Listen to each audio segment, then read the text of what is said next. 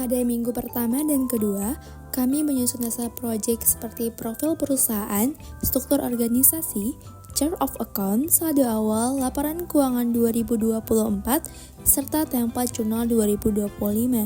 Dan juga kami mulai menyusun untuk rekonsiliasi fiskal, kartu persediaan, job order, dan juga data karyawan.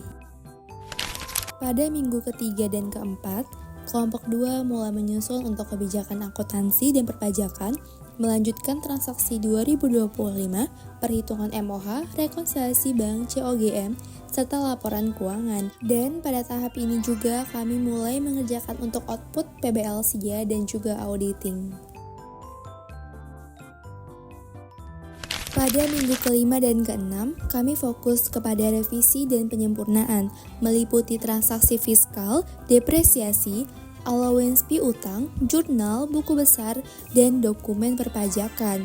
Serta kami juga menyusun voucher SIA, komik pajak, PPT, dan juga SPT khusus maupun SPT badan. Pada minggu ke-7 dan ke-8, kelompok 2 melakukan finalisasi seluruh output termasuk file Excel, modul akhir, dokumen transaksi dan pajak, PPT SIA, PPT audit, PPT akhir output, video akhir, serta pengecekan Turnitin. Selanjutnya, kami akan menampilkan pengerjaan untuk berbagai output PBL baik modul Excel dan dokumen lainnya. Di sini kami mengerjakan yaitu dokumen pajak berupa faktur PPN, pajak keluaran, yang dimana kami mengisi nama, alamat, NPWP, nama barang kena pajak, harga jual, DPP, dan juga pajak yang dikenakan PPN. Selanjutnya yaitu membuat job sheet yang digunakan untuk mencatat biaya produksi tiap pesanan seperti bahan baku, tenaga kerja, dan biaya overhead, supaya perusahaan bisa mengetahui total biaya yang dikeluarkan untuk satu job dan jadi dasar perhitungan untuk HPP.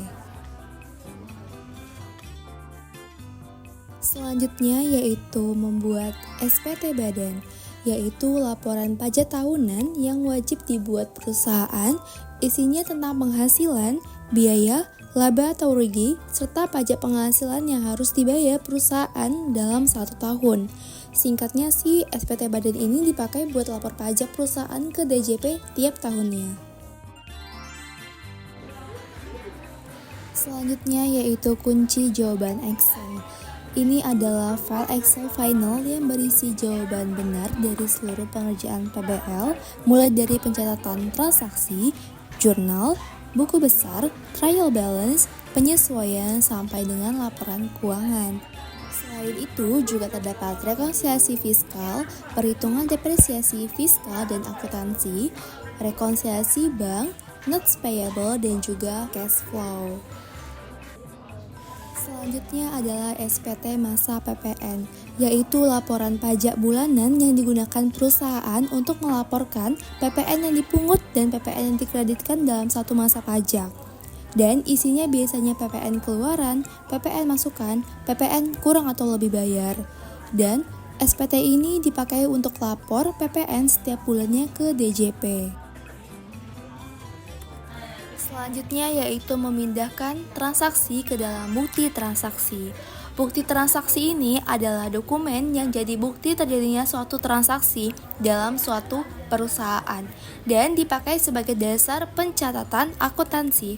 Contohnya itu seperti faktur atau invoice, kwitansi, nota pembelian, bukti kas masuk, bukti kas keluar, bukti transfer bank, lalu bukti memorial, dan lain-lain.